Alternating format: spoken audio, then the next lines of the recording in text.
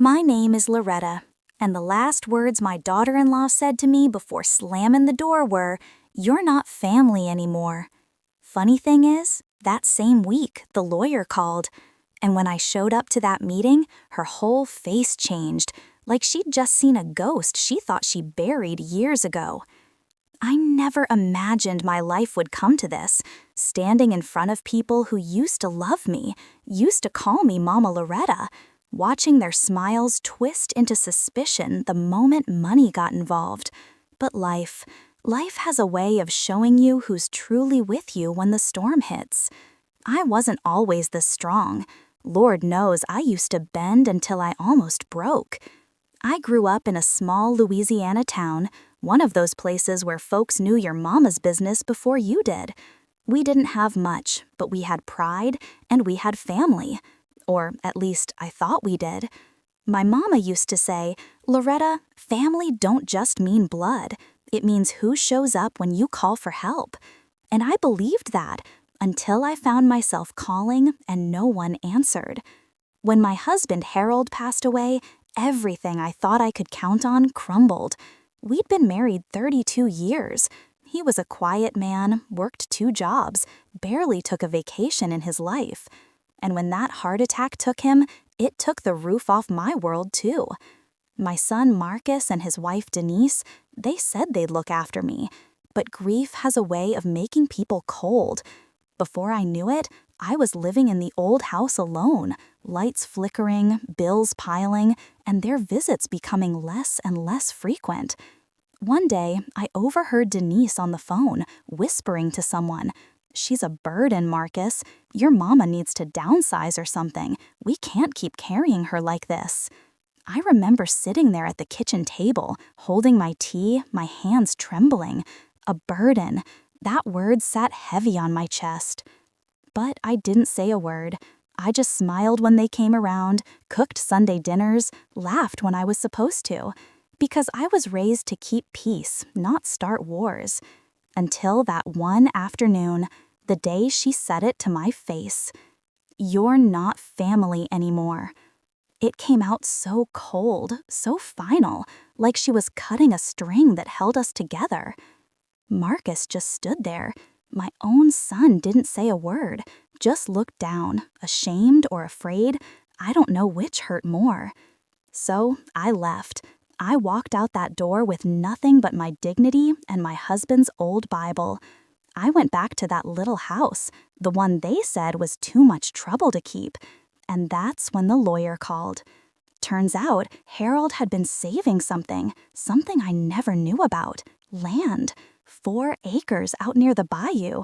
He'd put it in my name years before he died, said it was for Loretta's peace. When I walked into that lawyer's office and saw Marcus and Denise sitting there, the silence was sweet.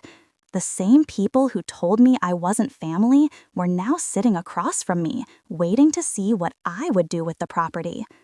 I didn't say much, just looked at my son, right in his eyes, and said, "You know, Marcus, it's funny how folks change when the lawyer shows up." They both shifted in their seats, trying to smile, trying to soften their tone. Denise even called me Mama Loretta again, like that could erase the months of silence, the words she spat at me. But I wasn't angry anymore. I'd already cried those tears. What I felt was peace. Because in that moment, I realized everything I went through, every heartbreak, every betrayal, it was shaping me into a woman who didn't need their approval anymore. I didn't need their validation to know my worth. I let them talk. I let them offer empty apologies, all while thinking about what Harold must have known, that someday I'd stand tall again, even if I had to stand alone. And when that meeting was over, I didn't sign a thing. I walked out, lifted my chin, and said, "Family isn't who eats at your table, baby. It's who builds it with you." That night, I sat on my porch, listening to the crickets and thinking how far I'd come. The world had tried to take everything from me, my husband, my home, my peace, but I was still standing. And I realized something powerful.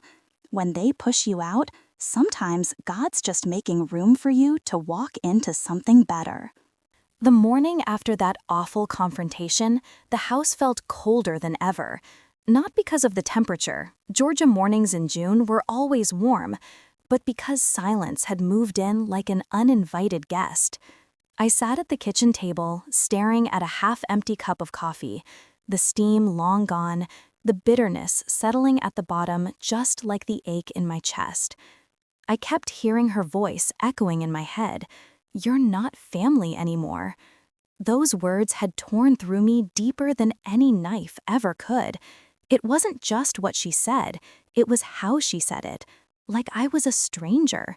Like the woman who had helped raise her husband, who had held her children in my arms, who had cooked Thanksgiving dinners and prayed for them every night, was now nothing. I, Loretta Johnson, had never been one to break easily. Life had tried before.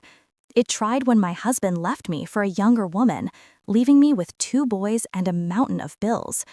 It tried when I worked 2 jobs just to keep the lights on and food on the table. It tried when I lost my mother and couldn't even afford her funeral. But this, being erased by my own daughter-in-law, felt like a new kind of heartbreak. I, Loretta Johnson, had never been one to break easily. Life had tried before.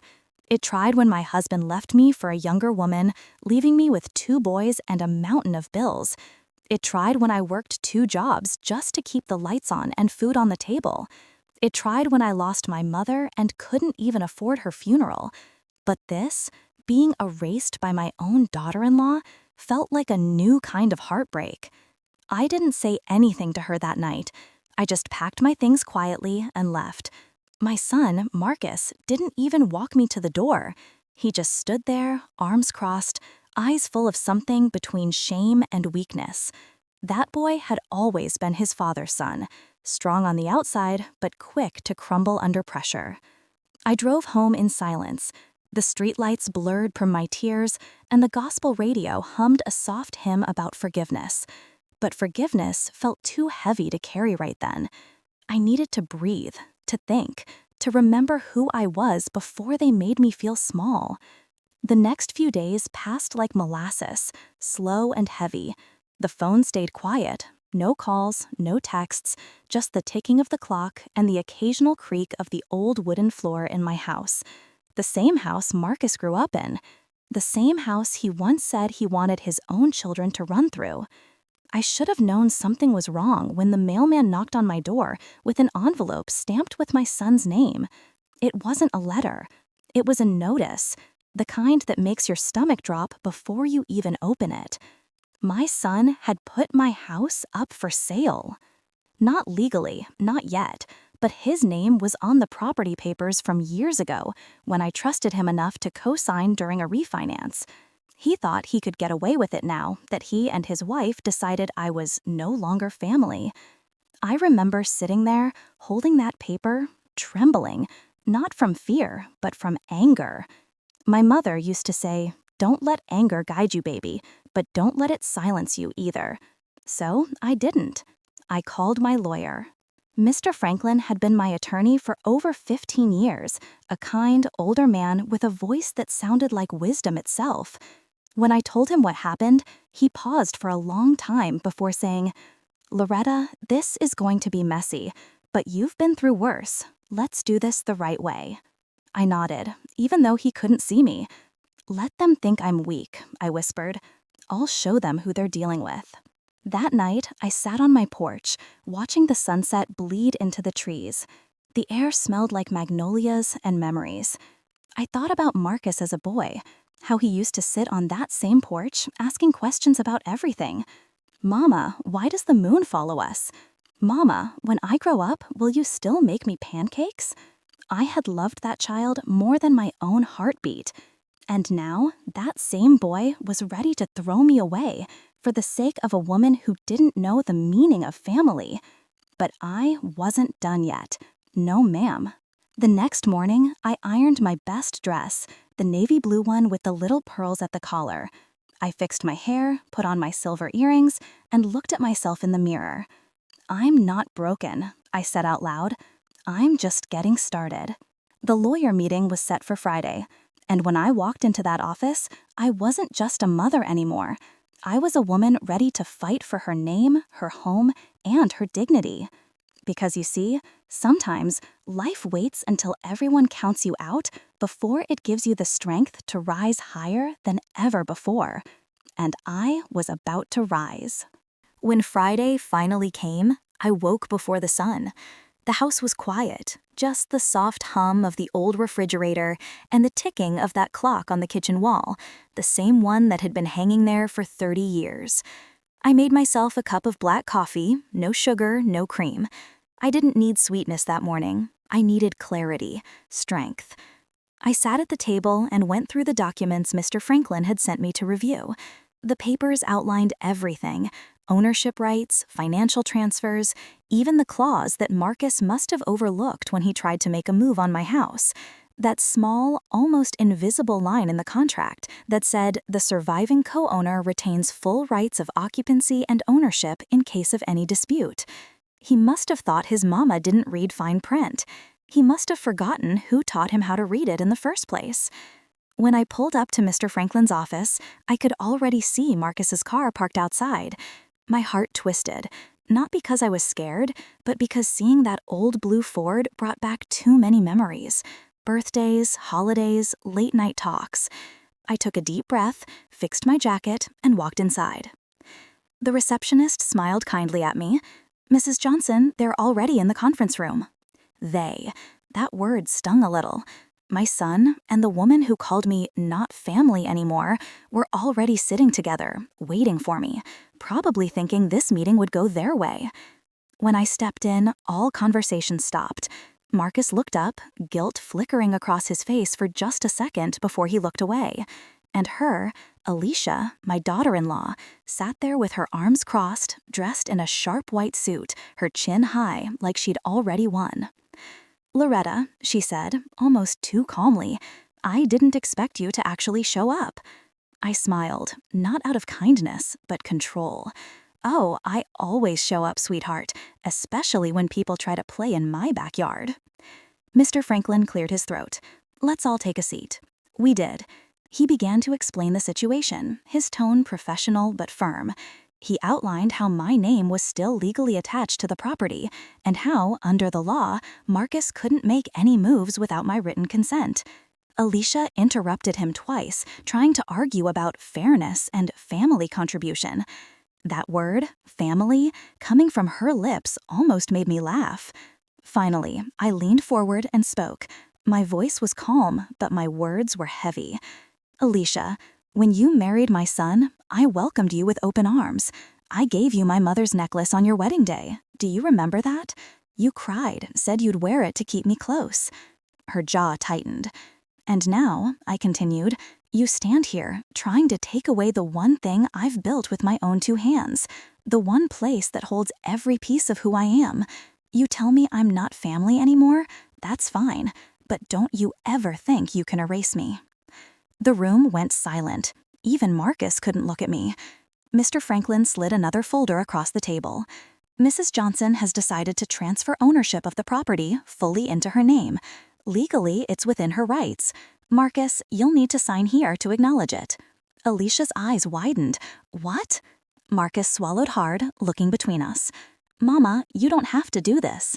"Yes, I do," I said. "Because one day, when you realize what you gave up, I want you to remember who taught you about love, about home, about loyalty. And I want you to remember that you chose someone else's pride over your own mother." Tears welled up in his eyes, but he didn't say another word. He just took the pen and signed. When it was over, Alicia stormed out of the office, heels clicking against the tile, her anger trailing behind her like perfume. Marcus stayed behind for a moment. He looked at me with that same little boy face he used to make when he got caught doing something wrong. "Mama," he said softly, "I didn't mean for it to go this far." I sighed. "Son, the problem with crossing a line is you never realize it until you've already gone too far." He nodded, his voice breaking. "I'm sorry." "I know," I whispered, "but sorry doesn't fix everything. You'll have to live different to make it right." When I walked out of that office, the air felt lighter. like the storm had finally broken. I didn't feel triumphant. I didn't feel angry. I just felt free. Sometimes standing up for yourself doesn't come with applause or cheers. Sometimes it comes with silence, the kind of silence that means you finally did what was right, even if it broke your heart to do it. That evening, I drove home, parked my car in front of the house, and sat there for a long while. The porch lights glowed softly, just the way I liked them. The magnolia trees swayed gently in the wind. This was my home, my peace, my story. And no one, not even my own blood, was ever going to take it from me again. That night, I couldn't sleep.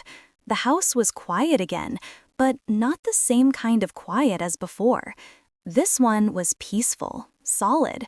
It was the kind of silence that sits beside you, not the kind that suffocates you. I lay there staring at the ceiling, thinking about how life has a way of circling back, how the very things that once broke you can one day become the foundation that keeps you standing.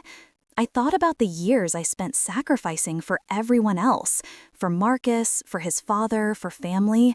I had poured myself out until there was nothing left, and somehow still they'd made me feel like I hadn't done enough. But that day in the lawyer's office had changed something inside me. I had finally drawn a line, not out of anger, but out of love for myself. And at 58 years old, that was a lesson I wish I had learned sooner. The next morning, I decided I wouldn't let my days slip by in bitterness. I cleaned the house from top to bottom, humming along to Al Green as the sunlight poured through the curtains. Each sweep of the broom, each folded towel felt like I was reclaiming a little piece of myself. After lunch, I drove down to the church on Maple Street.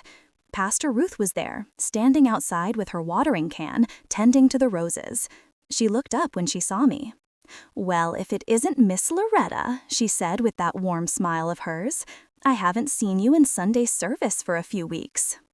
"I had to take care of some storms first," I said, half smiling. "She looked like you came out stronger than the wind itself." "Maybe I did." She invited me inside for tea, and we sat at one of those old wooden tables that creaked every time you leaned too far. I told her everything, from Alicia's words to Marcus's betrayal to that moment in the office when I finally took back my home. Pastor Ruth listened quietly, her eyes soft and full of understanding. When I finished, she said, "You know, Loretta, sometimes God lets people show you exactly who they are so you can remember who you are."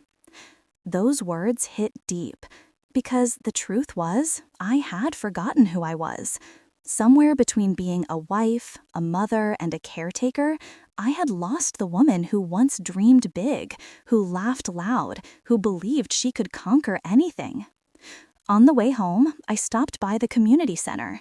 There was a flyer pinned to the bulletin board, mentorship program for young women seeking volunteers. I stood there staring at it for a good minute.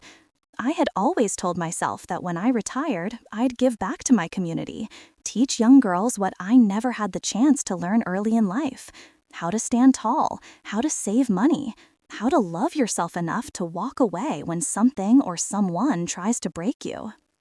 I took one of the tear-off slips from the flyer and smiled. Maybe it was time.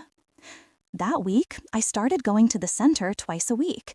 The girls were between 15 and 20, bright, curious, and hungry for life. They reminded me of myself at that age, full of hope but unsure where to place it. We talked about everything: education, family, heartbreak, resilience. One day, a girl named Tiana came up to me after class. She looked nervous, twisting her bracelet around her wrist. "Miss Loretta," she said softly, "how do you forgive people who hurt you?" I paused, thinking of Marcus. "Baby," I said, "forgiveness ain't about letting them off the hook. It's about setting yourself free from the pain they left behind. You forgive for your peace, not theirs." She nodded slowly, tears in her eyes. "My mama left when I was little. I still hate her for it." I touched her hand gently. "You don't have to stop feeling what you feel. But one day, you'll understand that hating her just keeps her living rent-free in your heart. When you're ready, let that space belong to you again. That evening, as I drove home, I realized something. The very pain that nearly destroyed me was now helping someone else heal. And that was grace. When I walked into my house that night, I lit a candle on the kitchen table and sat down with my journal. I hadn't written in it for years. I started jotting down everything I'd learned in the last few months about strength, self-worth, and starting over. Halfway through, I stopped and smiled to myself. Maybe one day, I thought, this story, my story, might help someone else find their way too. And for the first time in a long time, I didn't feel broken. I felt whole. A few months passed, and life began to settle into something soft and steady. I had a rhythm again. Morning coffee on the porch, volunteer days at the center, and quiet evenings filled with music and candles instead of tears. But peace has a strange way of being interrupted. Just when you start to breathe easy, the past comes knocking. It was a Saturday morning when it happened. I had just finished baking a batch of sweet cornbread for the church potluck when I heard a car pull into the driveway. At first, I thought it was one of my neighbors dropping by. But when I looked through the window, my heart nearly stopped. Marcus. He was standing there on the porch, looking older, tired. The kind of tired that doesn't come from lack of sleep, but from the weight of regret. For a moment, I froze. My hands trembled slightly as I wiped them on a kitchen towel. I hadn't seen him since that day in the lawyer's office. Then came the knock, slow, hesitant. I opened the door, but didn't speak. "Hi, Mama," he said, his voice low, careful. I studied him. His once proud shoulders seemed smaller now, his confidence dimmed. "Marcus," I said simply, "what brings you here?" He took a breath. "I needed to see you. I know I don't deserve it, but I had to come." I stepped aside. "Come in." The silence between us was heavy as he sat at the kitchen table, the same table where we used to share Sunday breakfasts, where he once told me I was a burden. He glanced around. "House looks good," he said softly. "It always did," I replied. He nodded, shame flickering in his eyes. "Mama, I messed up. After everything, after Dad passed, after the business went bad, I thought I was doing what was best for everyone, but I wasn't. I was thinking about myself." I said nothing. Sometimes silence does more than words ever could. He rubbed his face with both hands. "I lost the house, Mama. The one Alicia and I bought. The bank took it last month. And Alicia, she left." I felt a pang of pity, but I also felt something stronger. Boundaries. "I'm sorry to hear that," I said quietly.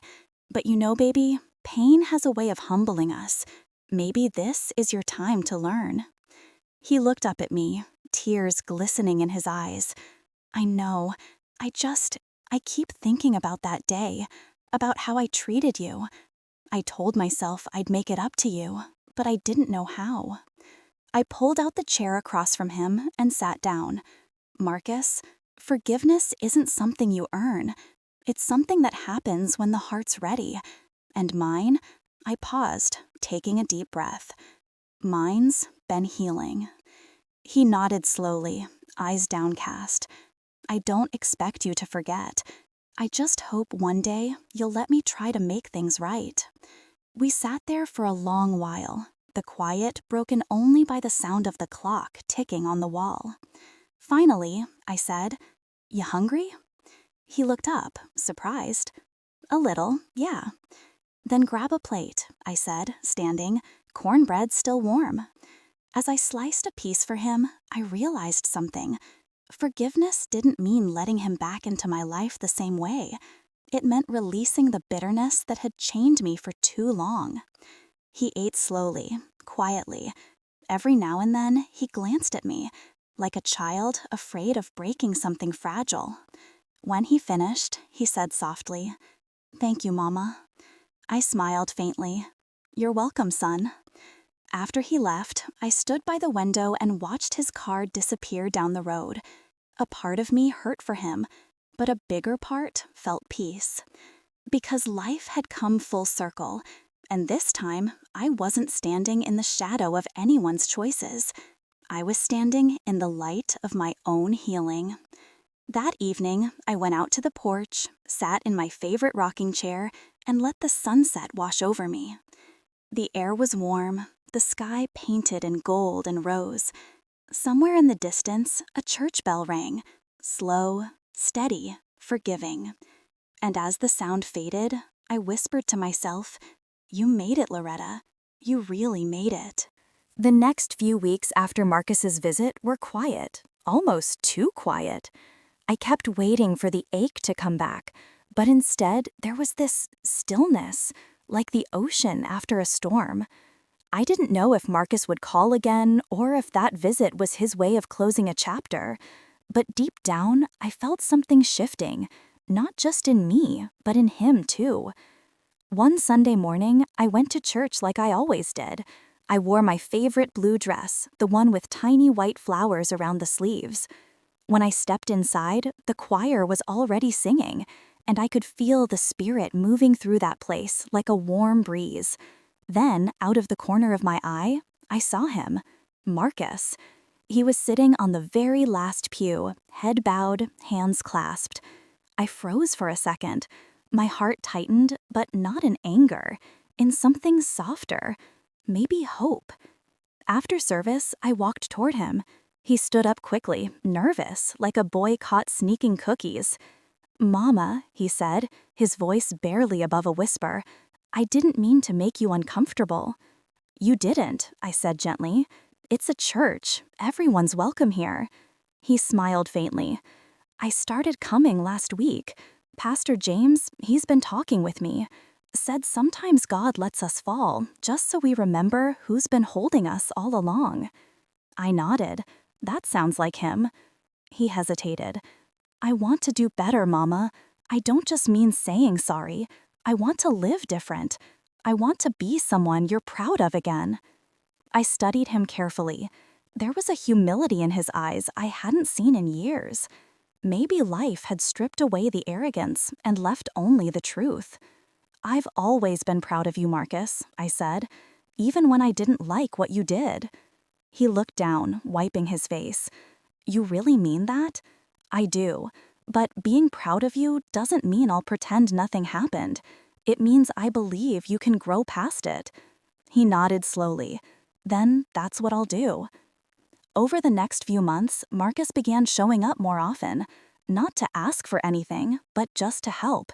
He'd mow the lawn, fix little things around the house, drive me to the store when it rained. And sometimes he'd just sit with me on the porch while the sun went down, both of us silent, listening to the cicadas hum in the distance. One evening, he said, "You know, Mama, I never understood how much strength it took for you to keep going all those years, raising me, holding the house together, dealing with everything on your own. I thought you were just tough, but now I see it was love that kept you standing." I looked at him, a tear slipping down my cheek. "Love and a little bit of stubbornness," I said, smiling. He chuckled. "Guess I got that from you." We laughed quietly together, and for the first time in a long time, it didn't feel forced. It felt real, like something sacred was being rebuilt, piece by fragile piece. Later that night, as I lay in bed, I whispered a prayer, not just for Marcus, but for myself too, that I'd have the grace to keep forgiving and the wisdom to know when to hold on and when to let go. The truth is, life doesn't hand you neat endings. It gives you moments, some broken, some whole, and it's up to you to make peace with the in-between. And as I drifted off to sleep, I realized something beautiful. Forgiveness had freed both of us, not from each other, but from the weight of what we used to be. Time, I've learned, doesn't heal everything, but it teaches you how to live with the scars. By the next spring, the garden behind my house was alive again, full of colors and smells that made the world feel young. Marcus had planted most of it himself: roses, mint, and lavender, the kind of flowers I used to love when he was a boy. He'd come by every weekend now, sometimes with groceries, sometimes just with a smile. There was no grand apology anymore, no rehearsed speeches, only quiet consistency. And that, to me, meant more than all the words in the world. One morning, while we were sitting on the porch, I looked at him and said, "You know, you used to think strength was about never needing help, but real strength, baby, is learning when to accept it." He nodded. "I know, Mama. I see that now. You carried everyone for so long. I just want to make sure you don't have to carry anything alone anymore." There was such sincerity in his tone that I felt something shift deep inside me. I smiled, gently. "I carried you long enough. Now it's your turn to carry yourself, and maybe a few others along the way." He grinned. "Deal." That summer, the town held a community fair. Marcus volunteered to help with setup, while I baked pies for the church table. When I arrived, everyone greeted me with warmth, calling out my name, "Loretta, those peach pies again?" and laughing as I waved my hand modestly. But what made that day special wasn't the fair, or the food, or the music. It was watching Marcus, my boy, helping an elderly man lift boxes, tying balloons for children, and smiling like he'd found something he thought was lost forever. Later, as the sun dipped low and the air filled with the scent of grilled corn and cinnamon, he walked over to me. "Mama," he said, "you remember that house you left me?" I turned to look at him. "The old one?" He nodded. "Yeah, I've been fixing it up. Thought maybe I'd turn it into a shelter for folks who need a place to start over. You know, single mothers, veterans, people getting back on their feet. Thought I'd call it Loretta's Place." For a second, I couldn't speak. The words caught in my throat like a lump of love too big to swallow. I reached out and held his hand. "That's the most beautiful thing you've ever said to me." He squeezed my hand back. "It's what you've always done for people, Mama. You took them in, you gave them a start. I just want to keep that going." Tears rolled down my cheeks, but this time they weren't from sorrow. They were from gratitude, from pride, from something sacred. That night, after the fair, I sat alone on my porch again, the stars glimmering above like 1,000 tiny promises. The crickets were singing, and a soft breeze brushed against my face. I thought about everything: the hurt, the rejection, the silence, the forgiveness, how the world had turned me inside out and still somehow left me whole. I closed my eyes and whispered, "Thank you, God, for not just returning my son, but for transforming him." The next morning, Marcus came by early. He had blueprints tucked under his arm and that same eager smile I hadn't seen since he was little. "Come on, Mama," he said. "You gotta see it. The first room's done." When we pulled up to the old house, the same one I once called worthless just to teach him a lesson, it looked alive again. The paint was fresh, the windows gleamed, and a small wooden sign hung over the porch. "Loretta's Place. A new beginning starts here." I stood there for a long moment, taking it all in. The years of pain, the lessons, the storms, they had all led to this.